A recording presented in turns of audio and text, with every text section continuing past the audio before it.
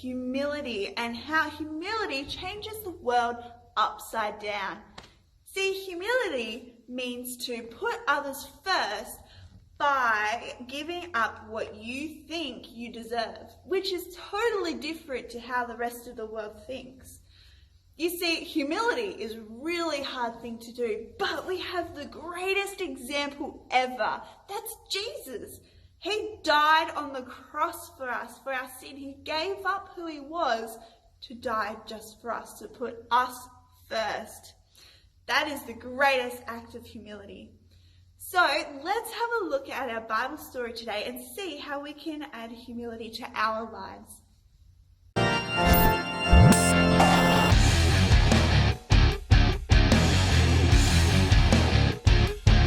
What's our story today, Kellen?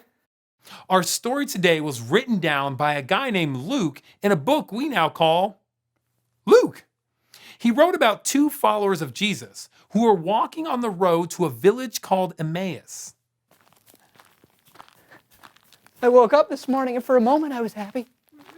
I'd forgotten about all the things that had happened. But then I remembered. I can't believe he's gone. I don't even know what to do now. My whole world is turned upside down.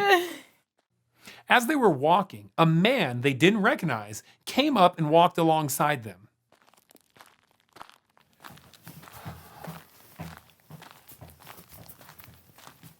What's up? Hello. What are you talking about as you walk along? You know, just all the stuff that's been going on in Jerusalem with Jesus. Are you the only person visiting Jerusalem who doesn't know about the things that have happened these last few days? What things? About Jesus of Nazareth. He was a prophet. He was powerful in everything he said and did. We really thought he would be the one to set our people free. Yeah, but then our rulers had him arrested and sentenced to die. They nailed him to a cross. And now it's the third day since he died. But then Then what? we were told that our friends went to Jesus' tomb and it was empty. Somebody must have stolen the body. Mary and the others said that there were angels. I know, but... And the angels said that Jesus was still alive. We really want to believe it's true. But how could it be? They walked on, still very confused and sad. They had no idea that the man walking with them was actually Jesus himself. How foolish both of you are. Excuse me?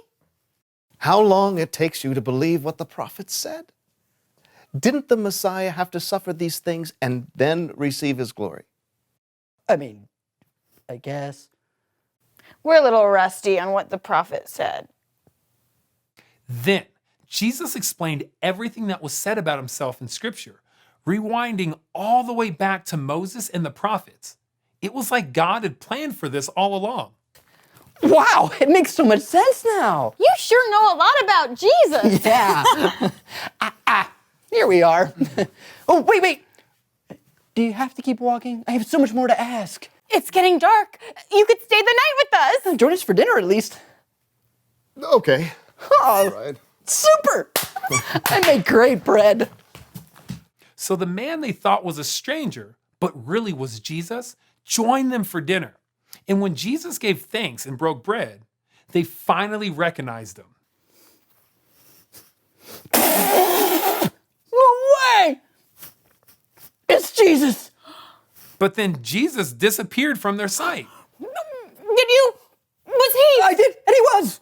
I knew there was something special about him. The way he taught us about the prophets and Moses, we were so excited on the road, we weren't we? have to go back to Jerusalem and tell everyone. They'll never believe us. We have to try.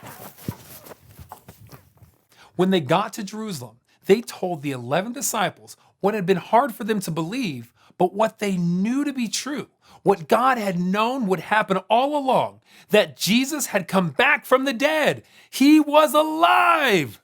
The end. Hey, great job, so-and-so show players. Oh no, they're going backwards again.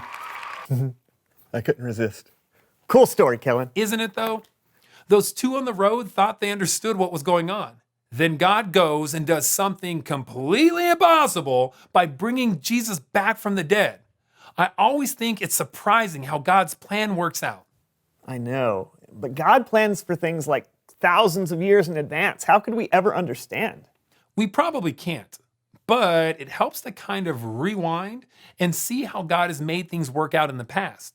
That way, even if bad things happen or things we don't understand, we can trust that someone who is bigger and smarter than we are has got things under control. I wonder if God's got one of these. Probably not. Yeah, his is probably way bigger. Sure. Wow, what an awesome story. The disciples were starting to get a better idea at just how big and wonderful God's huge plan is. See, it was bigger and better and went further into history than they'd even realized. Because that's something really important to remember, guys. Are you listening? Are you listening really closely? It's important to remember that there's always something new to discover about God. Always.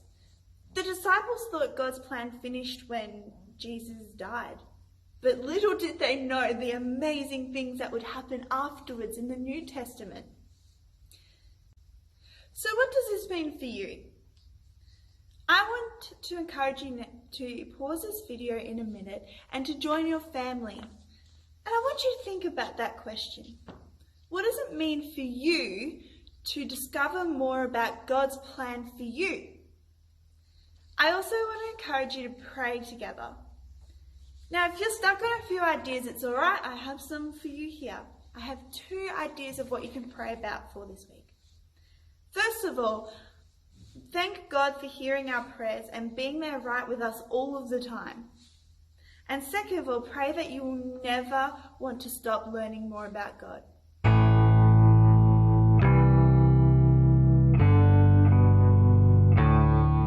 Have a great week, everyone, and we'll see you all soon.